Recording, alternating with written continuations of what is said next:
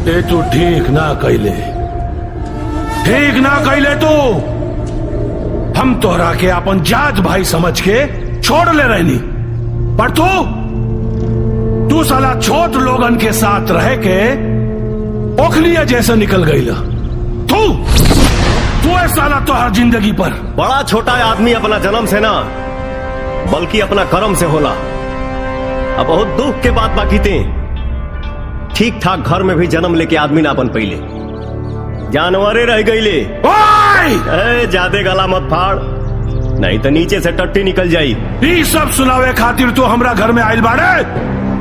आज हमारा आदमी तोरा के इतना तोड़ी कि जिला के कोनो डॉक्टर जोड़ ना पाई।